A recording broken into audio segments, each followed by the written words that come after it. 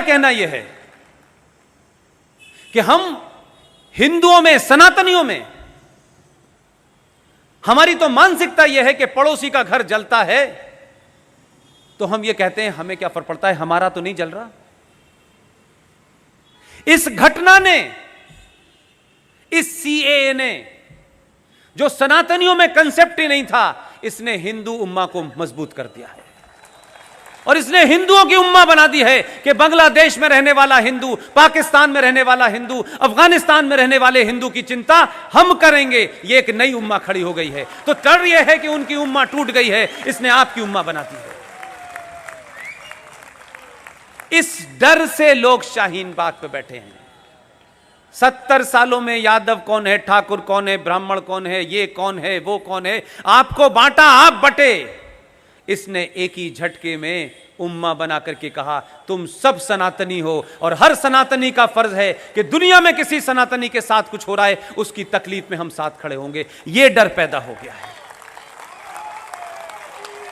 तो संकट यह है, इसलिए यह आपने जो लिखा है राष्ट्र की दिशा किस ओर, राष्ट्र ने अपनी दिशा बता दी, समाज को इसके पीछे खड़ा होना है।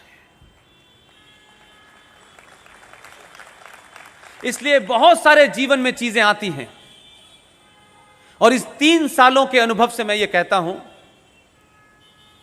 कि अगर आप ईमानदारी से, जो आपके मन में है, हजारों ऐसे इश्यूज हैं जो आपको नहीं पता, और मेरे पिटारे में बहुत सारे इश्यूज हैं जिनको मैं पब्लिक में लाऊंगा।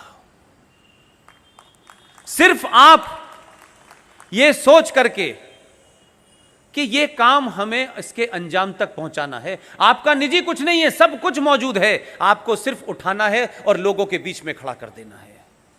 अगर मराठे साहब ये कैलेंडर नहीं छापते और मेरी इनसे मुलाकात नहीं होती तो दुनिया भर में जिन लोगों ने मदद करके इसको बड़ा बनाया है ये छापते रहते, पता नहीं चलता। लेकिन आज ही मुझे पता चला है कई हजार कॉपी अमेरिका गई हैं। इसलिए बात छोटी सी है, अगर आपके घर पे किंगफिशर का कैलेंडर नहीं हटेगा तो ये वाला नहीं लगेगा। अब तो वो बेचारा अपने कैलेंडर बना हुआ है। आप इस कैलेंडर को जरूर लें, अपने बच्चों को समझाएं ये हिंदू कैलेंडर नहीं है, ये कोई पूजा पद्धति पे नहीं है, ये प्लैनेट्स के मूवमेंट के ऊपर है। जैसे आपके पड़ोस में एक राज्य है, उस राज्य में भी बड़ी गुंडागर्दी थी। आपने तो आदमी गुजरात से भेज दिया था, लोगों ने उसे गालियां दी, उसके बारे में सवाल खड़ा किया। इसलिए मैं उसका जिक्र इसलिए करना चाहता हूं कि आपकी सभा में कोई ईमानदार मुसल्लत ईमान वाला मुसलमान बैठा हो तो खड़े होकर मुझे टोक देना कि मैं इस्लाम का और कुरान का गलत हवाला दे रहा हूं। कुरान मजीद में एक आयत है, आयत समझते हैं जो वर्सेस होती है, एक आयत है उसका नाम है सूरे निसा। सूरे निसा क्या कहती है ये मुसलमान भले ही न जाने, आप सब लोग जान लीजिएगा। और जहां भी आपको छोटे भाई का पजामा, बड़े भाई का कुर्ते का आदमी मिल जाए उसे रोकिएगा, उससे कहिए भाई इसका मतलब बताओ, क्योंकि हम तो जाहिल हिंदू हैं, तुम ही बताओ। मैं आपको बताए दे रहा हूं, जब वो झूठ बताए तो उसका गला पकड़ लीजिएगा। कहा कि तुम तो कुरान के भी लिए वफादार नहीं हो, तुम तो इसके प्रति भी ईमानदार नहीं हो। सूरे निसा ये कहती है कि अल्लाह मियां ने, उनका कहना है कि 1400 साल से के पहले कोई था नहीं, वहीं से शुरू हुआ है। उनका मानना है, थोड़ी देर के लिए मान लें, अल्लाह मियां ने जब आदम और हव्वा के माध्यम से सृष्टि क्रिएट की और कहा कि तुम नीचे जाओ, तो जो लोग अल्लाह पे ईमान रखते थे उनके ऊपर मुसल्लत ईमान मीन्स होता है कंप्लीट ईमान, थोड़ा बहुत नहीं। उन्होंने कहा कि जो लोग मेरे ऊपर ईमान लाए हैं, जो मुझ पे यकीन करते हैं, जो मेरे बताए रास्ते पे चलते हैं, मैं तुम्हें इस दुनिया में, इस सृष्टि में, जमीन पे भेज रहा हूं, तुम जाओ, तुम्हारे लिए सब कुछ मैंने दिया है, तुम्हारे रहने खाने पीने का सबका इंतजाम किया है, लेकिन मैंने तुम्हें कुछ शर्तें की हैं कि तुम उन बताए रास्तों से मत हटना, तुम्हें ये करना है, ये नहीं करना है। लेकिन वो ये जानते थे, आखिर अल्लाह मियां थे, वो अपने बंदों के बारे में जानते थे कि ये कैसे लोग होंगे, ये तो शाहीन बाग पे भी बैठ जाते हैं। उन्होंने कहा कि अगर तुम मेरे बताए रास्ते से हटे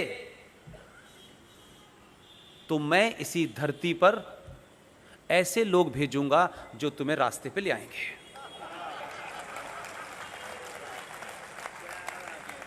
उस सूरे निसा में यह नहीं लिखा हुआ है कि मैं आरिफ भाई को भेजूंगा, रफीक भाई को भेजूंगा।